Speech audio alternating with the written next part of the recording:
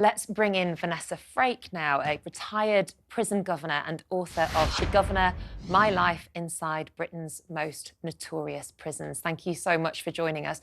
Can you give us a little bit of insight into what life might be like now for Lucy Letby now she goes into prison? Okay. Firstly, I'd just like to say, like the rest of the country, I send my thoughts and prayers to both the victims and the families of those babies that were murdered and injured by this woman. Lucy Letby, as you said, will probably go to Bronzefield and from there go to, I would imagine, a Category A prison, such as Durham, I would expect to go. Her movement through the prison system will largely depend on her and her behaviour. I think initially she'll be segregated. She'll be seen by a doctor, nurse, psychologist, psychiatrist, all in an attempt in some way to find out why she took this path. Based on those areas, will kind of will sort of make what happens to her in prison next. I think she will probably be on a suicide watch. I would very much think so. And again, she'll be assessed as to whether that would be, say, every 30 minutes, 15 minutes. It may be observations every 5 minutes. It may be even on a constant watch. And can I just say, it makes me feel physically sick to think that there will be time spent on suicide watch.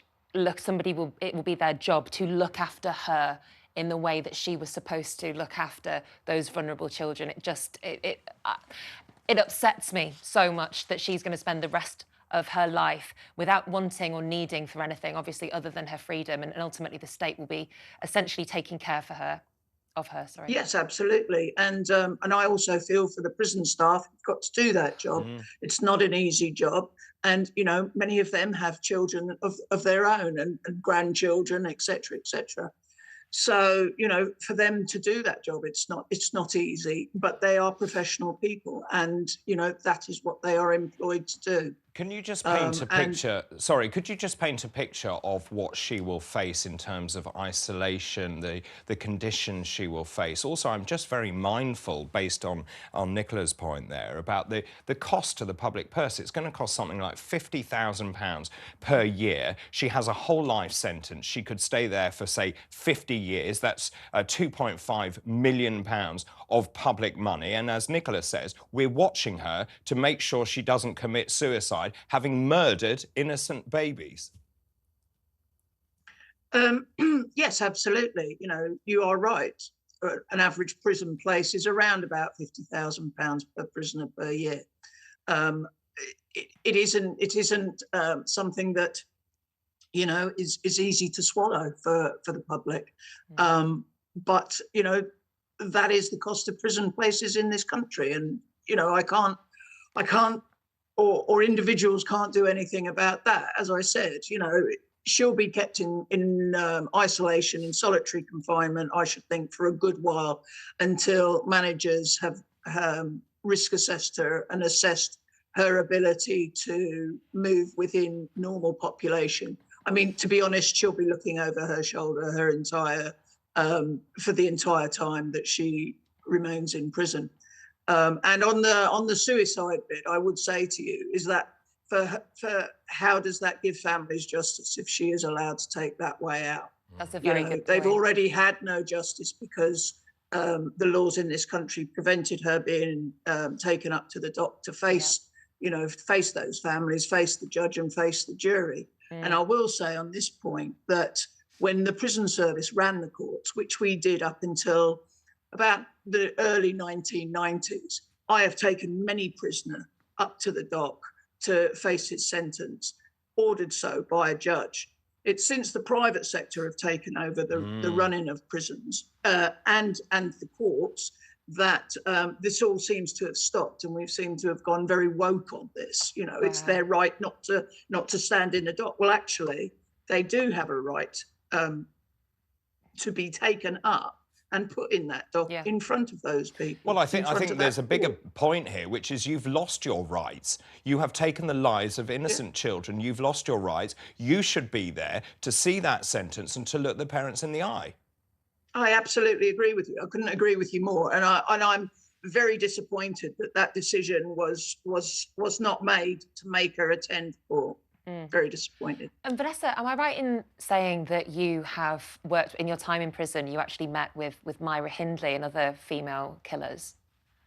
Yes, I met Myra Hindley. I met Rose West. Yeah, I looked after Rose West pre her trial when she was at Holloway for 2 months. And can I ask, just it's my own curiosity, was there any kind of similar personality traits between Myra and Rose that you identified, okay, this is the kind of personality trait of a female serial killer? Well, female serial killers they're almost always sociopaths. So, this woman is a definite sociopath. How she came across as caring, compassionate, how she befriended the parents, it couldn't possibly be her, this whole sort of thing is typical sociopathic behavior. And for her, Rose West, again, similar. Rose West looked like your auntie, thick bottlenose glasses. She used to knit all day, all night. You would have looked at her and thought, there's no way that she could have committed all these horrendous crimes, but they do. And I think women, why I think one of the reasons we find it so abhorrent is that us as women are supposed to care for and nurture naturally.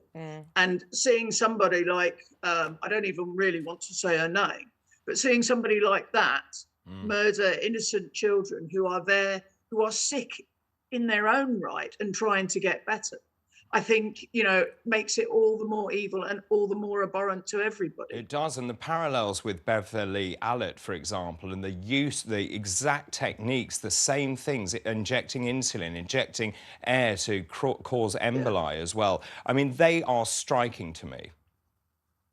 Yes, but Beverly Allitt was diagnosed with Munchausen's by proxy. Indeed.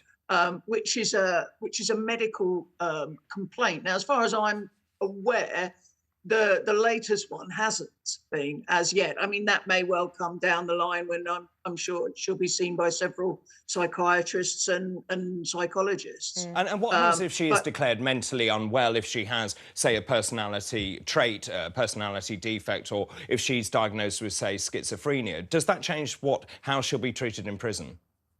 Not necessarily in prison, but what it does mean, as is with Beverly Allitt. Beverly Allitt is currently at Rampton Mental Hospital, and she's there under what's called a Section 3941, which actually means, although her prison sentence was 30 years, and I think she's eligible for parole from November 2021, but actually she won't be going anywhere because the Home Secretary has to sign the fact that her release order.